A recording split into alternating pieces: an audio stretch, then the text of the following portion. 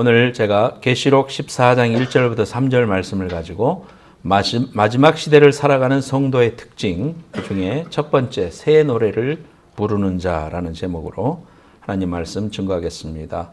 같이 첫 번째 제목 넘버 원 했는 거 읽어봅시다. 시작. 새 노래를 부르는 자. 자, 우리 한번 앞에 화면 보고 믿음의 고백해 보십시다. 다 같이 시작. 한 번뿐인 인생 속히 지나가리라. 오직 그리스도를 위한 일만이 영원하리라. 우리는 이 세상 땅끝까지, 이 세상 끝날까지 예수 그리스도의 제자들이다. 아멘. 어떤 분이 목사님이 갑자기 신방을 오셨어요.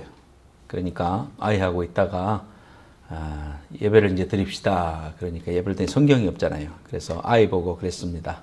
야야 가서 저기 책 갖고 와라. 엄마가 늘 평소에 보는 책 갖고 와라. 그랬습니다. 목사님 들으라고.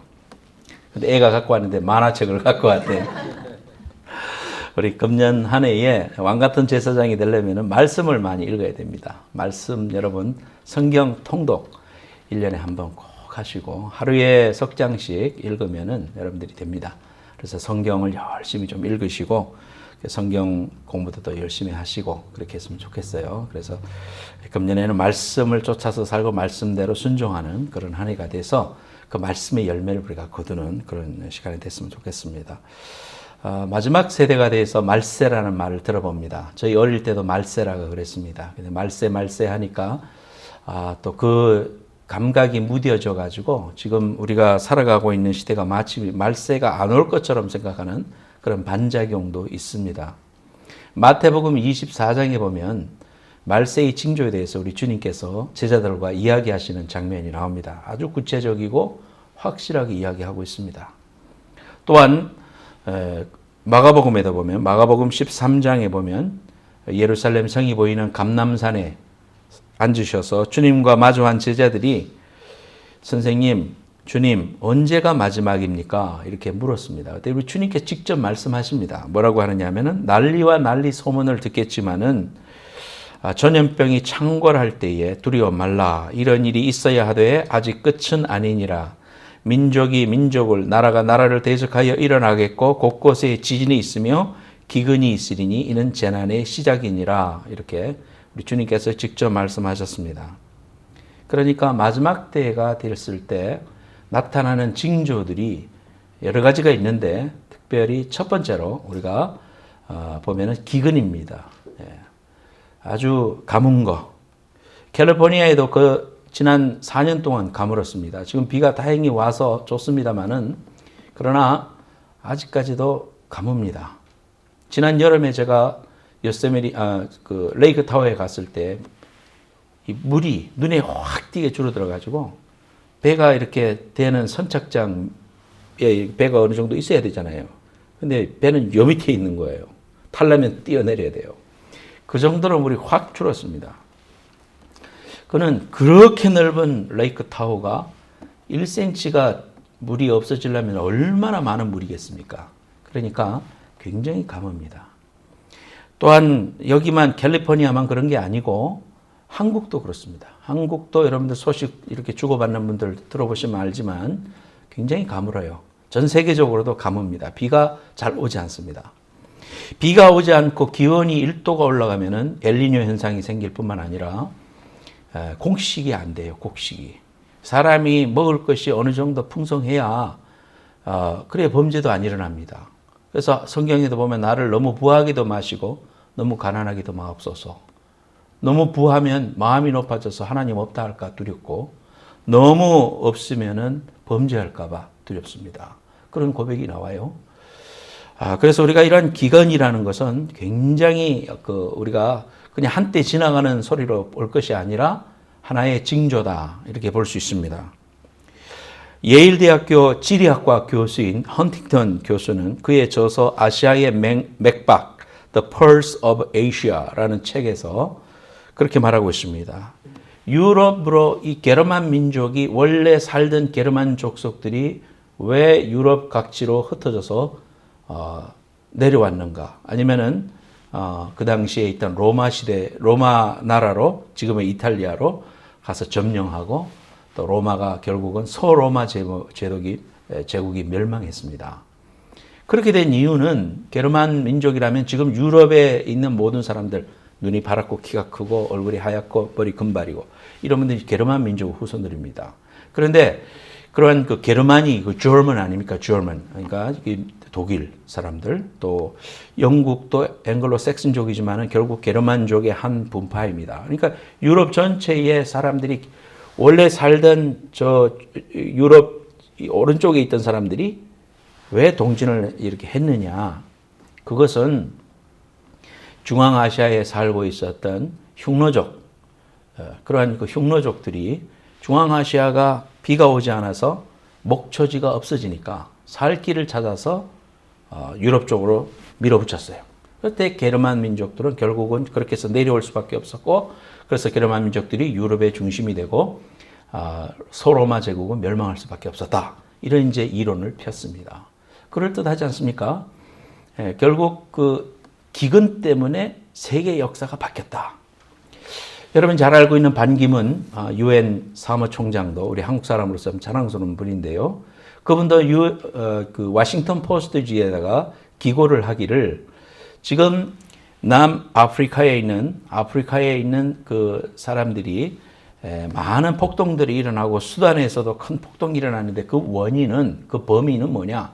그것은 가뭄 때문이다. 가뭄이 닥침으로 인하여서 물을 찾아서 아프리카 내전도 생기는 거고 남을 침범할 수밖에 없었던 것이다. 40%나 강우량이 줄어들었고 아주 건기에 폭력 사태가 일어났다. 이렇게 분석을 했습니다.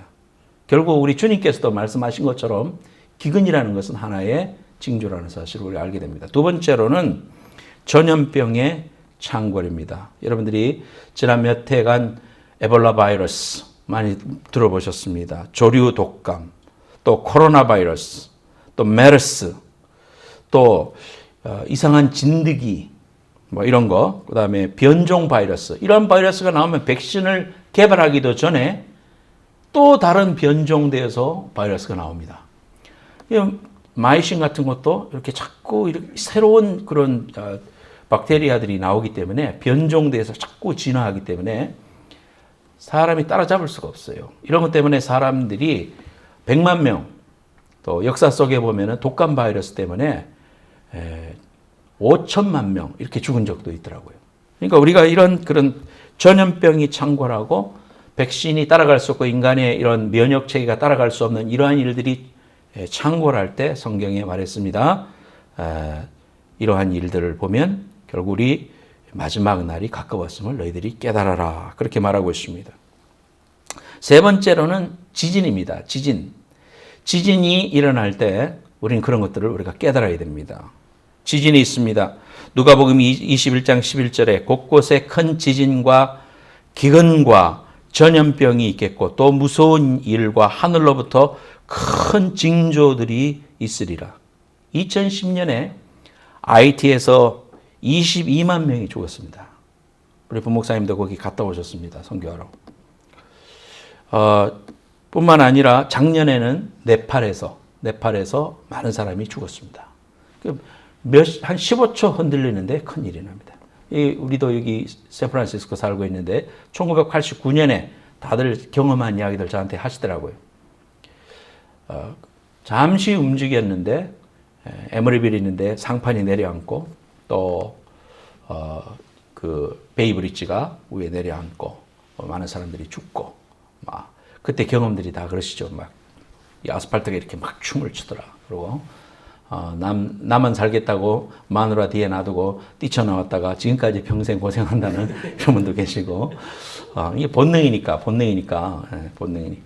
그래요. 근데 이 지진이 지금 창궐하고 빅 원이 캘리포니아에 올지도 모른다. 이런 이야기를 여러분 듣습니다. 그러니까 이러한 일들을 보면서 이게 지금 일본에도 지진이 나서 쓰나미가 왔었고 또 이런 많은 일들이 오는 것을 볼 때 이거 마지막 날이 왔다. 우리 어릴 때도 말세라 그랬고 지금도 말세지만 제가 영적으로 느끼기에도 지금은 더 가까워졌다는 것을 알 수가 있습니다. 이거는 뭐 누구든지 알 수가 있습니다. 사람들이 더 독해졌고 이 세상이 더 악한 소문들과 안 좋은 이야기들을 많이 우리가 듣게 됨으로써 네 번째로 우리가 생물이 멸종합니다. 여러분, 캘리포니아 이제 미국 전체에 벌들이 이 벌들이 60%나 줄었다고 합니다. 그러니까 벌들이 자꾸 없어집니다. 뭐 농약 때문에도 그럴 수 있고요. 또는 기후 때문에도 그럴 수 있고 뭐 그런 것도 있지만 이 꿀벌이 없으면 어떻게 되느냐? 이 꽃들이 펴서 과실을 맺어야 되는데 수정을 할 수가 없기 때문에 그럼으로써 과실이 안 열리게 됩니다. 이 과실이 안 열리게 되면은 결국 사람들이 양식이 부족하게 되고 또 그럼으로써 이 땅에 이런 여러 가지 영향이 있는데 한국도 60%나 그 벌이 줄었다고 그래요. 그러니까 농사를 짓는 분들은 벌통을 일부러 가져와 가지고 수정을 시키려고 하고 안 되면은 붓을 가지고 일일이 손으로 이렇게 해서 수정을 시키는 이러한 일들도 요즘 한국에도 그렇게 하고 있습니다. 과수원에서. 아인슈타인이라는 분은 그런 말을 했습니다. 벌들이 사라지면은 벌이 전멸하면은 4년 이내에 인류도 사라질 것이다. 그런 이제 이야기를 했다고 그럽니다. 북극에 있는 모든 그 빙하가 녹으면서 북극곰들이 먹이를 잃고 죽어갑니다. 또 그 황제 펭귄 이런 것들도 남극에 있는데 그 점점 더 이렇게 얼음이 없어짐으로 인해서 오는 여러 가지 위기들을 우리가 경험하게 되고 캐나다에도 가보면은요, 이 비지터 센터가 옛날에는 여기 있었는데 빙하가 그 앞에까지 있었는데 점점 녹아가지고 이제는 비지터 센터에서 차를 타고 한참 들어가야 빙하가 시작됩니다. 그만큼 많은 빙하들이 녹았고 그 물들이 이제 내려오니까 타히티 같은 섬에는 점점 더 수위가 높아져서 땅이 없어진다. 이런 이제 지경에 우리가 살고 있습니다. 이러한 그 지리적인 변화를 볼 때, 이거 주님이 말씀하신 거구나. 우리가 이렇게 생각해야 됩니다. 이런 것들을 우리가 이렇게 느끼면서도 또 우리 마음이 둔해져 가지고 그리스도인들 가운데서도 우리 주님이 오실 것을 알면서도 기대하지 않고 살아가는 이러한 영적인 감각이 무뎌져서 마치 종말이 아닐 것처럼 살아가는 첫 번째 태도를 가질 수가 있습니다. 또 하나는 그래 이제 종말이니까 이제 우리는 모든 것을 포기하고 체킹 어카운트 다 클로즈하고 다 쓰자. 그리고 이제 산에 들어가서 우리가 정결한 옷을 흰 옷을 갈아입고 예수님을 준비하자. 이러면서 이제 마치 이단 사람처럼 그렇게 그 준비하는 이런 두 번째 극단적인 사람이 있을 수도 있습니다. 우리가 이런 것들을 보면서 세 번째로 우리가 어떻게 해야 되겠습니까? 현실을 부정하거나 현실을 우리가 떠나서 그렇게 그냥 종말만 바라보고 사는 그런 사람이 성경적인 자세가 아니고 성경적인 자세는 오늘을 열심히 사는 것입니다.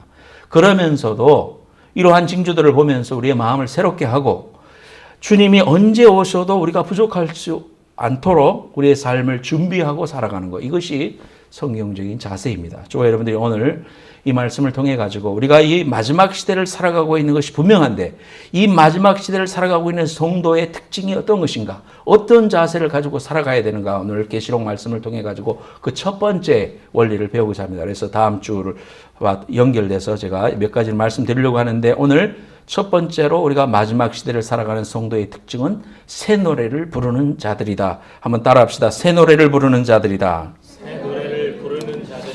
예, 오늘 말씀은 요한계시록 말씀입니다. 제가 그동안 6년 동안 설교하면서 요한계시록 설교를 거의 하지 않았는 것 같은데 이번 주하고 다음 주하고 요한계시록 설교하겠습니다. 요한계시록 14장과 13장을 여러분 성경을 펴놓고 412페이지입니다. 신약 성경에 요한계시록 13장과 14장을 봐가면서 오늘 말씀을 들으셔야 됩니다. 오늘 14장 1절 말씀해 보니까 또 내가 보니 보라 어린 양이 시온산에 섰고 그와 함께 14만 4천이 있는데 그들의 이마에는 어린 양의 이름과 그의 아버지의 이름을 쓴 것이 있더라. 14만 4천 많이 들어봤죠? 14만 4천. 이단들이 이걸 자꾸 이용을 하는데 14만 4천이라는 것은 상징적인 의미로 쓰였습니다. 하나님을 믿는 백성, 예수 그리스도의 인을 받고 구원받은 백성을 갖다가 14만 4천이라고 할 수 있습니다. 그래서 이 14만 4천 명으로 예표되는 하나님을 믿는 백성들이 2절에 보니까 14장 2절에 보니까 내가 하늘에서 나는 소리를 들으니 많은 물소리와 같다. 그래서 복음성가 제목도 많은 물소리 하면서 책이 나와 있죠. 많은 물소리. 그리고 큰 우레소리와도 같고 내가 들은 소리는 검은 고 타는 자들이 그 검은 고를 타는 것 같더라. 그러니까 하늘나라에서 울려 퍼지는 찬송 소리를 들었어요. 그 소리가 우레소리도 같고 또 검은 고 소리와도 같고 그 우렁찬 맑은 물소리가 쭉 흘러가는 그런 소리와도 같은 그 신비한 음악이 내 귀에 들려왔더라. 그게 뭐냐? 14장 3절에 그들이 보좌 앞과 네 생물과 장로들 앞에서 새 노래를 부르니 땅에서 속량함을 받은 14만 4천 밖에는 능히 이 노래를 배울 자가 없더라 그랬습니다. 14만 4천 명이 하나님 앞에 부름받은 흰옷 입은 백성들인데 하나님의 귀하신 독생자 예수 그리스도의 그 어린 양의 보혈의 피를 머리에 바른 자, 즉 말해서 예수 그리스도의 십자가 보혈로 구원받은 자들이 모여서 그들이 하나님을 찬송하고 그들의 시온산에서 하나님을 찬송하겠다. 이사야서 2장 3절에도 이 말씀이 똑같은 말씀이 있습니다. 그들이 시온산에 선 것을 보거든 그런 말씀이 나오잖아요. 그들이 찬송하고 하나님의 흰 보좌 앞에서 찬송하고 노래할 때에 많은 내 생물과 장로들 앞에서, 이거는 천사들을 말합니다. 내 생물들은 이러한 것들 앞에서 하나님을 찬송하고 새 노래를 불렀다 그랬습니다. 즉 이 마지막 때에 우리가 우리의 일을 살아가고 있는 이 삶 가운데서 가져야 될 첫 번째의 성도의 표징은 뭐냐? 새 노래를 부르는 사람들이다. 새 노래라는 것은 옛날 노래가 아니라 새로운 뉴송을 말하는 거 아니겠습니까? 새로운 노래. 이것이 뭐냐? 새 노래가 과연 뭐냐? 나는 노래를 잘 못하는 음치인데 이게 노래를 해야 된다는 말인가? 여러분 오늘 말씀 잘 들으면서 영적인 의미를 깨달으시기 바라요. 첫 번째로 같이 제목 한번 읽어보겠습니다. 1. 시작. 새 노래는 구원받은 성도들만 부를 수 있는 노래이다. 14장 3절 말씀해 보니까요. 그들이 보좌 앞과 내 생물과 장로들 앞에서 새 노래를 부르니 이는 이 땅에서 구속을 받은, 즉 구원받은 14만 4천 명이 부르는 노래였더라. 이 노래는 세상 사람들이 따라하는 그런 노래가 아니다. 이 노래는 성도들만 부를 수 있는 노래다. 이렇게 말하고 있습니다. 여러분 요한계시록 13장과 14장은 두 개가 대비가 됩니다.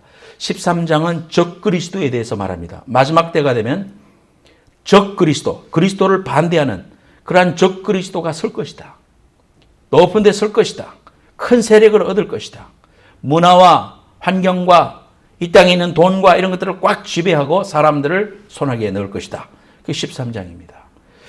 그리고 14장은 하나님의 아들 독생자 예수 그리스도의 어린 양의 보혈의 피로 구원받은 사람들이 하나님 앞에 살아갈 자세에 대해서 말해주는 두 가지가 비교되어 있어요.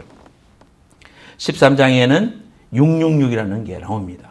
그러니까 적그리스도를 따라서 666이 나오고 14장에는 하나님의 백성 14만 4천이라는 숫자가 숫자적으로도 대비가 되어 있습니다.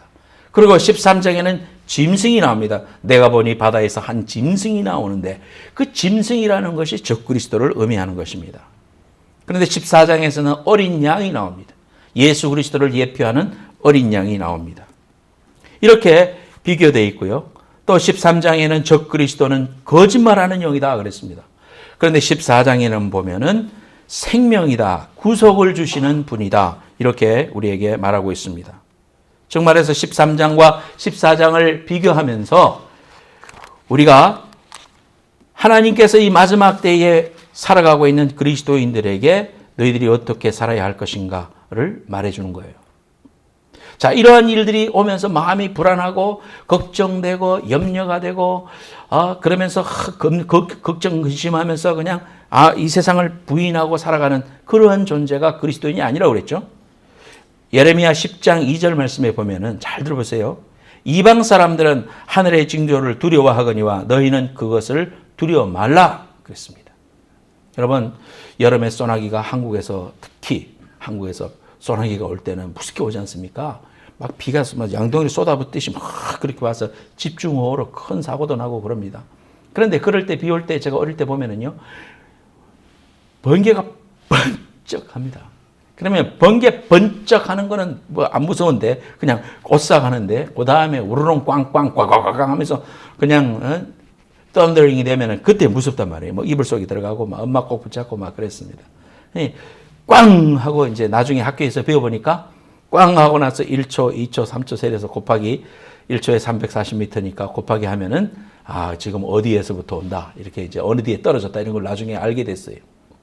근데 어떤 때는 정말 그거 알고 나서도 쩍 하고 나서 바로 그냥 0.5초 만에 꽝 하면 우리 집에서 가까운 데 떨어진 거 아니에요. 얼마나 무섭습니까? 이러한 징조들을 보고 두려워하지 않을 사람이 어디 있습니까? 두려워할 수밖에 없습니다. 뭐 하늘에서 흙비가 내리고 또 붉은 비가 내리고 막 그러면은 이거 어떻게 되는 거 아니야? 막 이 고기들이 막 호수에서 다 떠올라서 죽어서 떠오르고 또 날아가던 그 메추리 떼들이 다 땅으로 떨어져 죽고 이런 그 해외 뉴스들 여러분 많이 접해 보셨을 거예요. 이런 것들을 볼 때 이거 뭔가 마지막이 정말 다가오는구나 준비해야 되겠다 이런 생각도 우리가 가지게 되는데 두려워하지는 말아라. 하나님의 백성들은 그것을 보고 두려워하지 말고 마음을 경성하여 주님이 다시 오실 것을 다시 소망하고 오늘 내게 주어진 하나님이 주신 귀한 사명을 꿋꿋하게 믿음으로 감당하면서 주님이 오늘 오시든 내일 오시든 준비하는 삶을 살아가고 하나님 앞에 예비하는 그러한 슬기로운 다섯 처녀와 같은 그런 성도들이 되시기를 예수님의 이름으로 축복합니다. 충성스럽게 내가 하는 일을 열심히 하는 것, 그것을 말하는 것입니다. 구속함을 받은 사람이라는 것은 14만 4천이라고 예표해서 말했다 그랬습니다.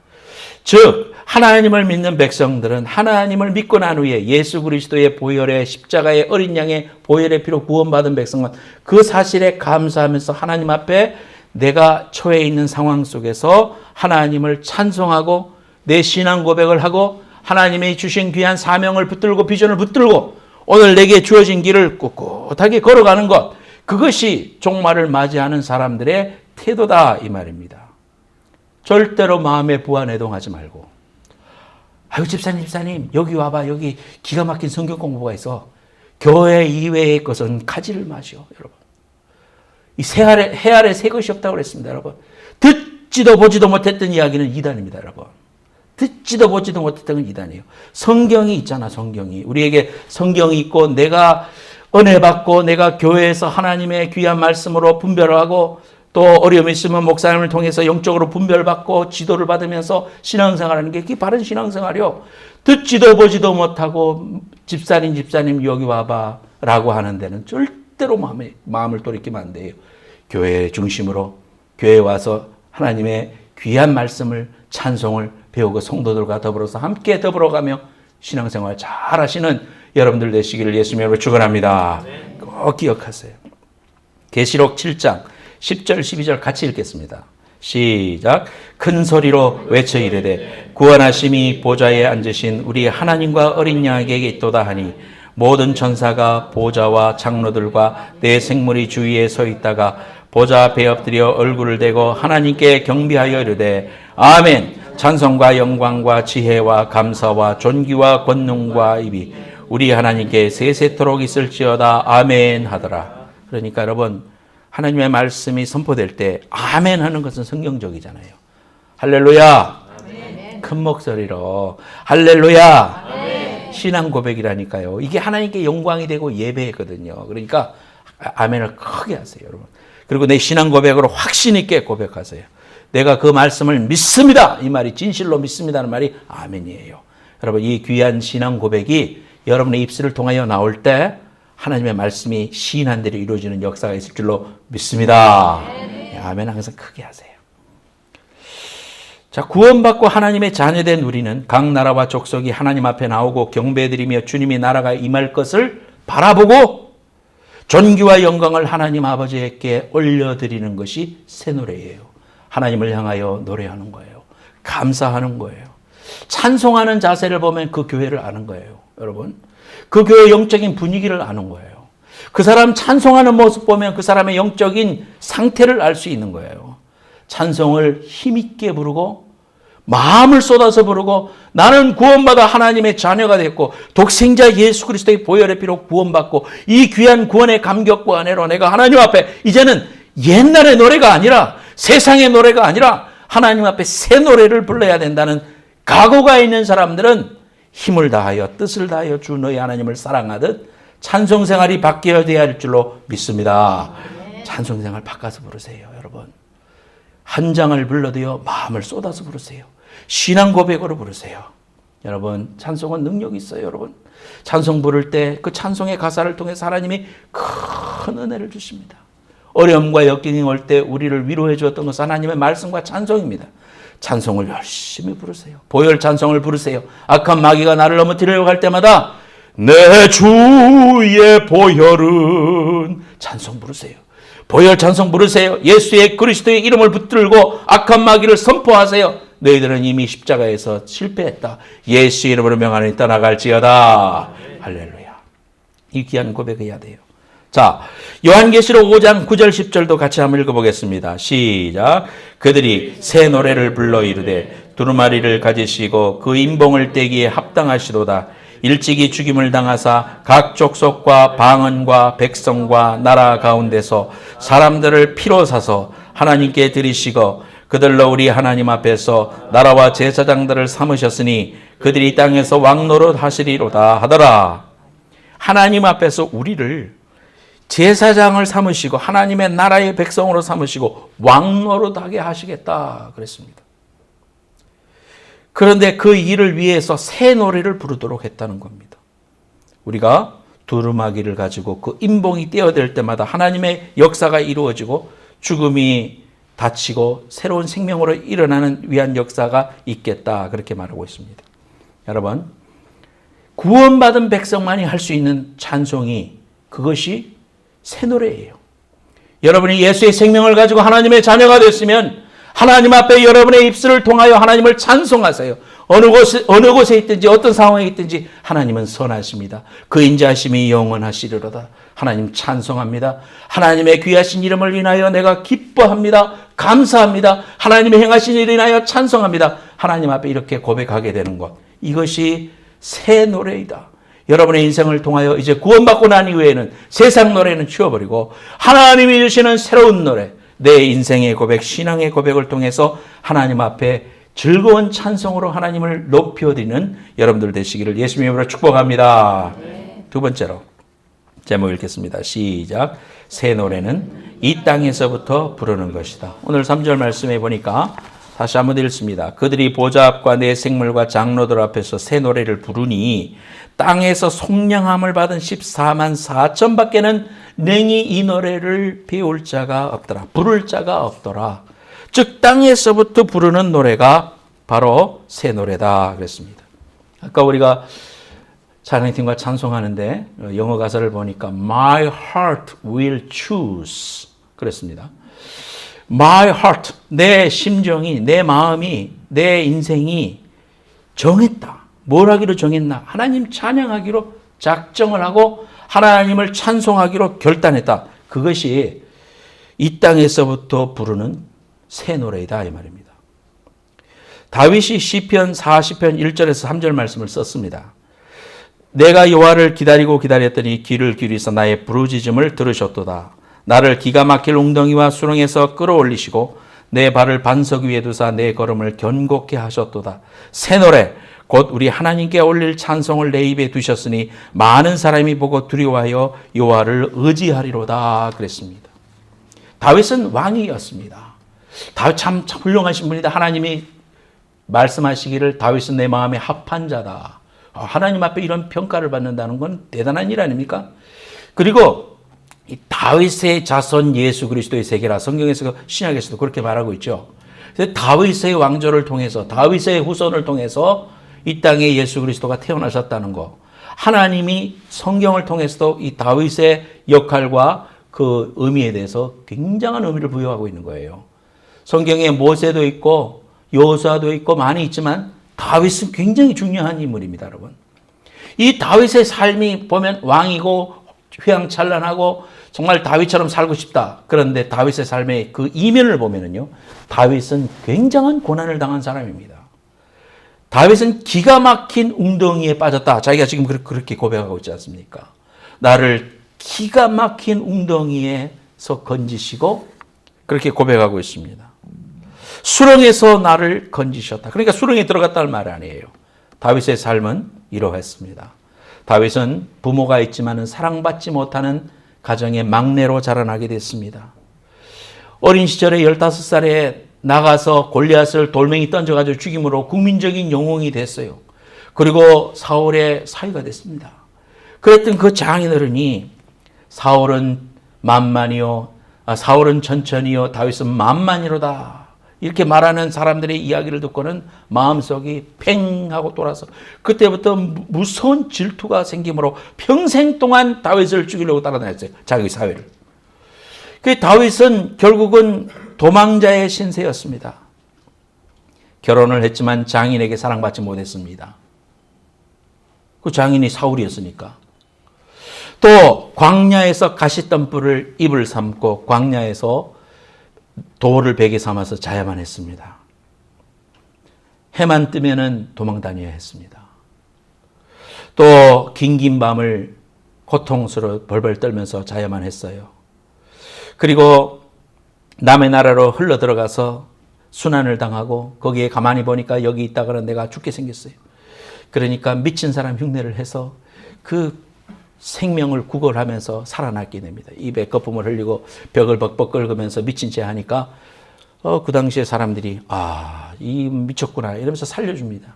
그렇게 하면서 생명을 구해서 살아났습니다. 그러면서 위기를 모면했습니다. 사무엘상 30장에 보면 다윗이 사울의 추격을 피해 블레셋에 잠시 몸을 피했어요. 그때 아멜렉 군대가 어떻게 이를 알고 들어와서 다윗의 가족들을 다 포로로 끌어갔습니다. 가족이 다 잡혀갔어요. 다윗은 이런 상황 속에서 미친 척하고 생명을 구걸하면서 도망쳐서 나왔을 때 그의 인생 속에 너무너무 힘들어서 사무엘상 30장 4절에 보면 그는 너무나 힘들어서 고통스러워서 울 기력이 없을 정도로 소리를 높여 울었다고 했습니다. 다윗이 이런 사람이었다 이 말이죠. 거기다가 자기의 자식이 자기를 잡으려고 아들 이름이 압살롬입니다. 압살롬. 이 압살롬이 반역을 일으키고 자기를 죽이려고 자식이 그렇게 다가옵니다. 그러니까 쫓겨다니는 신세 그 얼마나 기구한 운명입니까? 그러면서도 자식을 생각하면서 웁니다. 내 아들 압살롬아, 내 아들 압살롬아. 내가 너를 대신해서 죽었어야 했는데 내가 이 모진 목숨 살아남는구나. 내 아들 압살롬아, 내 아들 압살롬아 하면서 아버지의 심정으로 우는 장면이 성경에 나와요. 정말 이러한 그 어려움을 당하고 이런 순간에 여러분 우리가 똑같은 이러한 인생을 살아가면서 이러한 일을 당할 때 다윗이 할 수 있는 일이 자기 장인을 원망할 수 있을 겁니다. 왜 백성들은 나를 그렇게 이야기해가지고 나를 이런 어려움을 겪게 했나 하면서 백성들을 원망할 수 있을 겁니다. 왜 나는 그런 아버지 밑에 자라게 했을까? 왜 나에게 이 자식이 이 모양일까? 다 남을 원망할 수 있어요. 남을 한탄할 수 있어요. 그런데 다윗은 시편 40편 3절에 침을 흘리고 목숨을 구걸하고 나온 다음에 쓴 시가 새 노래 곧 우리 하나님께 올릴 찬송을 내 입에 두셨으니 그렇게 고백하고 있습니다. 또 시편 43편 1절에 내가 여호와를 송축하며 내 입술로 항상 주를 찬송하리이다 그렇게 고백하고 있습니다. 다윗은 원망의 노래를 선택할 수도 있었고 신세를 한탄하고 좌절하는 노래를 선택할 수도 있었고 부모의 배정함에 미정함에 대하여 소원함의 노래를 부를 수도 있을 것입니다. 그럼에도 불구하고 그런 인생의 공목을 꺼내지 아니하고 노래 부를 수 있던 그런 노래를 다 배격한 채 다른 노래를 부르기로 결정하였다 이 말이에요. 인생의 다른 태도를 가지려고 결정했다. I choose to praise God. 내가 그것을 선택할 수 있지 않느냐 이 말이죠. 하나님을 만난 사람만이 부르는 새 노래. 그것을 우리가 결단해야 됩니다. 우리 인생 가운데 원망의 노래, 한탄의 노래, 좌절의 노래를 부를 수 있지만 새 노래를 부르기로 결단하자. 결단하자. 하나님 앞에 이러한 것을 작정을 하고 찬송을 하자. 기뻐하라 했으니 지금 상황에서도 기뻐하자. 하나님께서 범사에 감사하라 했으니까 내가 믿음으로 감사하자. 하나님의 말씀 앞에 그 말씀을 존중하면서 결단할 때 하나님이 기뻐하시고 하나님이 그 자를 통하여 받아주시는 귀한 새 노래가 하나님의 마음을 감동할 뿐만 아니라 우리의 삶을 바꾸고 하나님의 위대한 역사를 이루고 이 땅에 비전을 품고 살아갈 하나님의 사람들로 사용하신다는 사실을 여러분 믿으시기를 예수님의 이름으로 축원합니다. 기가 막힌 웅덩이에 빠질 수 있습니다. 살아보려고 허우적거리는데 더 복잡해집니다. 사태가 심각해집니다. 해결될 것 같지 않습니다. 그런데 깜깜한 웅덩이에서 이제 할 수 있는 일이 사람도 안 지나가요. 그러니까 소리 질러도 들을 수도 없습니다. 그런 인기척도 없는 그런 순간에서 오직 기다릴 수밖에 없는 상황에서 진흙이 목까지 올라옵니다. 조금만 넘어가면 코로 들어가면 죽는 거예요. 그런 상황까지, 절박한 상황까지 왔을 때 다윗은 여호와께 부를 찬송을 선택했다 이 말이에요. 하나님께서 그러한 곳에서 나를 건지시고 하나님께서 이 일을 통하여 하나님의 위대하심을 이루실 것이다라는 믿음을 가졌더라 이 말이에요. 그 찬송이 능력이지 않겠습니까? 구덩이에서 부르는 찬송은 위로만 소리가 올라가지 않겠어요, 여러분? 내가 찬송하면 그 소리는 구덩이에서 위로만 올라가지 않겠습니까? 하나님께로 상달되는 거예요. 하나님을 기쁘시게 하고 감동시킬 수 있는 위대한 것은 찬송이더라. 그래서 우리는 이스라엘 백성들처럼 여호와께 감사하세 그 인자하심이 영원하미로다. 여러분의 환경 속에서 하나님을 찬송을 하기로 작정을 하고 나는 이제 구원받은 백성이기 때문에 이 상황 속에서 나는 다윗처럼 하나님을 향하여 새 노래로 하나님을 찬송하리라. 그분이 행하시는 일을 인하여 기뻐하리라. 그분이 선하시고 이를 통하여 하나님을 찬송하리로다. 영원히 찬송하리로다. 하나님 앞에 이러한 귀한 고백, 능력이 있는 고백, 새 노래가 여러분의 것이 되시기를 예수님의 이름으로 축복합니다. 찬송으로 웅덩이를 반석으로 만들자. 한번 따라해 보세요. 이런 중요한 말을 한번 따라해 보면 어떻겠어요? 찬송으로 웅덩이를 반석으로 만들자. 할렐루야. 여러분의 환경을 그렇게 만드세요. 믿음의 영웅들이 될 수 있습니다. 세 번째, 마지막으로 같이 한번 제목 읽겠습니다. 시작. 악한 세대를 이길 힘이 새 노래 안에 있다. 149편에도 보면요. 시편 149편에도 그런 말씀이 나와요. 이 찬송이, 이 노래가 결국은 악한 원수를 멸하고 하나님의 왕되심을 선포하겠다. 이런 말씀이 시편 149편에 나옵니다. 유명한 신학자 잭 테일러는 이런 말을 했습니다. 우리의 인격과 운명을 바꿀 위대한 힘, 그것은 찬송이다 그랬습니다. 여러분, 찬송할 때 우울증도 물러가고 병도 낫고 귀신도 쫓겨나가고 세상을 이길 힘은 바로 찬송 중에 거하시는 하나님의 역사로 이루어지는 거예요. 내 자신의 능력에 의해서 이루어지는 게 아니라 하나님이 찬송 중에 거하시기 때문에 찬송 중에 거하시는 그분께서 내가 찬송할 때 새 노래를 부르려고 작정할 때 악한 세대를 이길 힘이 그 안에서 나온다는 거예요. 하나님의 지키심과 보증이 된다는 겁니다. 시편 40편 3절 말씀에 보면 새 노래 곧 우리 하나님께 올릴 찬송을 내 입에 두셨으니 많은 사람이 보고 두려워하여 여호와를 의지하리로다 그랬습니다. 인생을 살아오면서 여러분 자신도 마찬가지고 주위에 있는 사람들 가운데서도 정말 어려움과 고통을 당하고 말할 수 없는 역경 속에서 저 사람은 분명히 주저앉아야 되고 저 사람은 저기에서 정말 힘들어야 되고 고통스러워야 된다는 걸 아는데도 불구하고 도리어 우리가 그런 장례식에 갔을 때 그분들이 우리의 손을 붙잡고 우리를 위로하고 도리어 하나님을 향하여 빈틈없이 주님 앞에 서 있는 이러한 모습을 볼 때 우리는 너무나도 큰 감동을 받을 뿐만 아니라 그 속에서 우리는 뭐를 느낍니까? 경외함으로 인한 두려움을 느끼는 것입니다. 우리가 하나님을 향하여 찬송하고 저 사람은 저 상황 속에서 분명히 원망만 해야 돼. 다 남들 탓만 해야 돼. 그런데 그분이 도리어 감사하고 하나님을 도리어 바라보고 주님 앞에 선다면 우리는 그 속에서 그 모습을 보면서 우리가 두려움을, 영적인 두려움을 느끼게 되는 것입니다.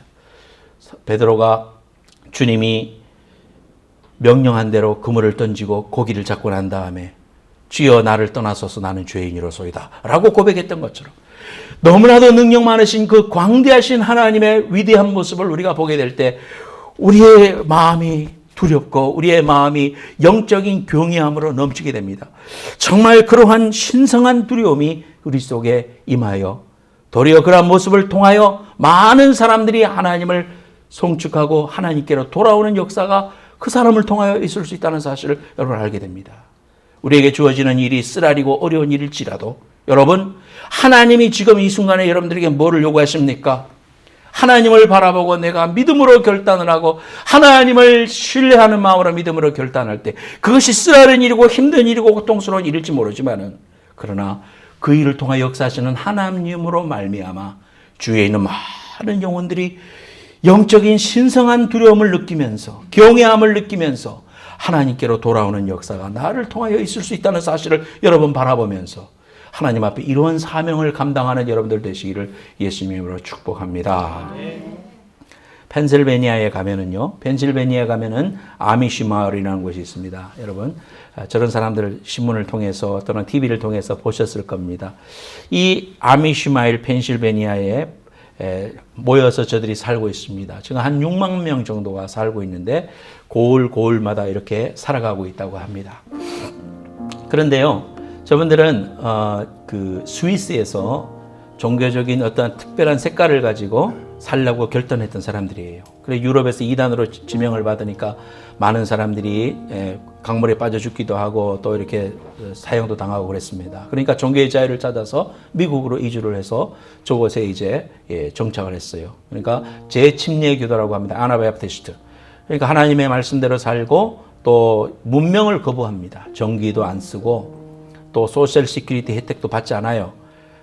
그리고 엔진을 쓰는 그런 차를 사용하지 않습니다. 그래서 지금도 저렇게 마차를 끌고 또 그 아주 검소하게 살고 또 남에게 전쟁과 폭력에 반대합니다.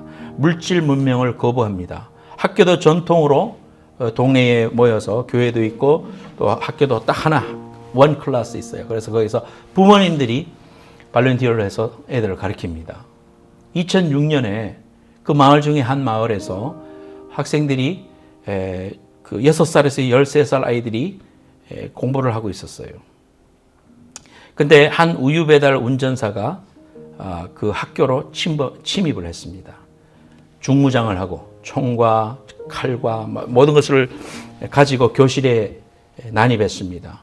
남자애들 내보내고 또 임신했던 여자도 내보내고 선생님도 다 내보냈어요. 그리고는 여학생들만 10명 끈으로 다리를 묶고 문을 다 못으로 박아버리고 그렇게 했습니다. 죽이려고 총으로. 경찰 밖에 나가서 지금 대치하고 있고 총을 버려라, 애들을 살려라 뭐 이렇게 이야기하고 있습니다. 그때 마리안이라는 13살 아이가 그 사람의 드라이버에게 이야기했습니다. 아저씨 왜 그러십니까? 왜 우리를 죽이려고 하십니까? 라고 했을 때 그 사람이 그랬습니다. 나는 하나님한테 화가 났다. 무슨 일이 있었는지 몰라요. 하나님한테 화가 났다. 그러면서 이제 화풀이하러 온 거예요. 31살 남자였는데 여자아이들만 끈으로 묶어놓고 이제 죽이려고 할 때 이 마리안이라는 13살 아이가 그런 이야기를 했습니다.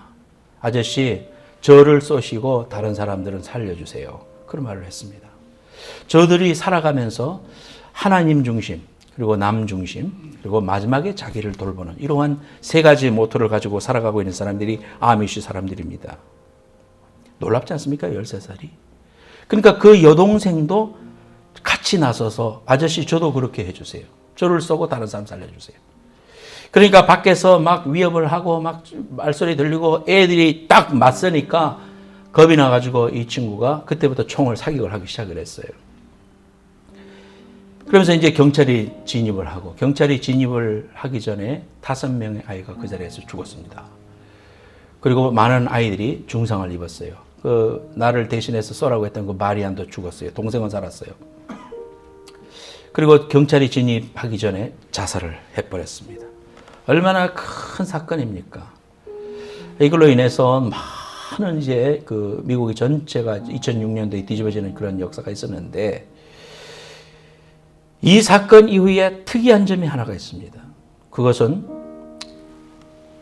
이 아미시 사람들이 범인의 아내에게 범인은 죽었으니까 범인의 아내에게 연락을 해서 우리는 당신을 용서합니다.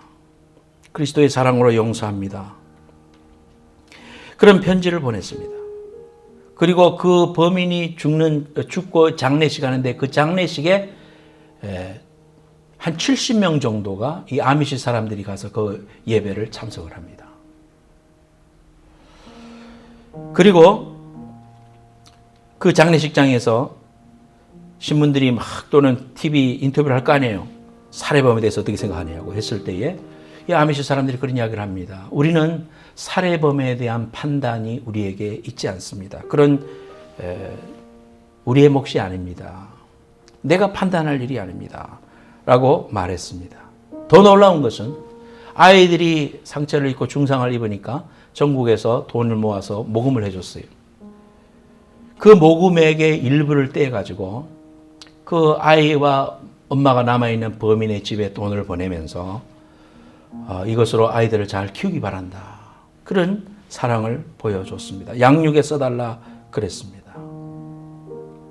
여러분, 우리가 예수 그리스도의 사랑을 말하기 쉽고 또 우리가 하나님의 귀한 자녀라고 제자라고 말하기는 쉽고 합니다. 그러나 이 말씀대로 실천하기는 어렵습니다. 여러분, 이 아메시 사람들이 하나님의 사랑, 비폭력이고 전쟁 폭력에 반대하고 물질 문명에 반대하고 저렇게까지 살아야 돼, 고지시켜야 돼 라고 비판할지 모르지만, 그러나 그 마음 한마디는 원수를 용서하고 그리스도의 말씀대로 살고자 하는 이런 모습은 우리에게 큰 감동을 주지 않습니까?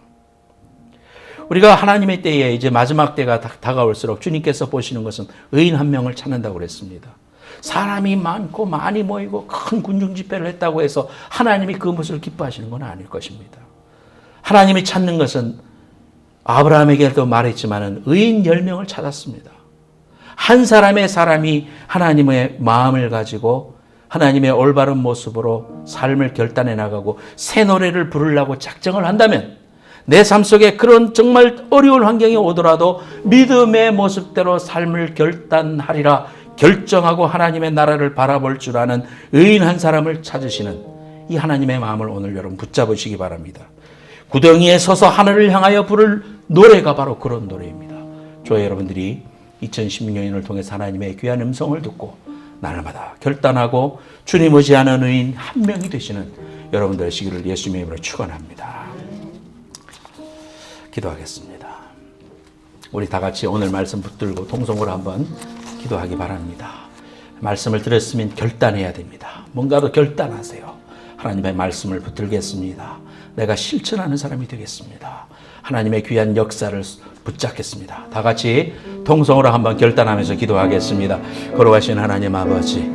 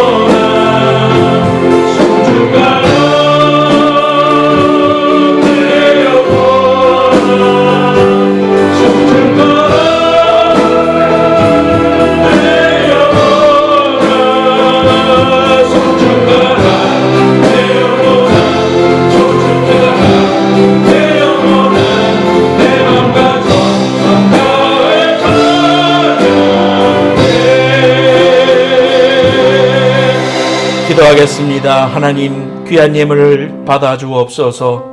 받는 손귀에 하나님께서 축복해 주시되 60배, 100배, 만배로 축복하시고 오늘 하나님이 말씀해 주신 대로 믿음으로 결단하며 하나님의 귀한 영광을 바라보며 결단할 때마다 우리 하나님 60배, 100배, 만배로 채우시고 하나님의 사람으로 서게 하여 주옵소서. 지금은 다시 오실 예수 그리스도의 은혜와 하나님 아버지의 만극하신 사랑과 성령님의 감화 감동하심이 오늘 하나님 앞에 결단하고 돌아서는 세상을 향하여 나아가는 사랑하는 무리들 머리 위에와 저들의 가정과 기도 제목과 가정과 후손들 위에 이제로부터 영원까지 함께해 주시기를 간절히 축원하옵나이다. 아멘.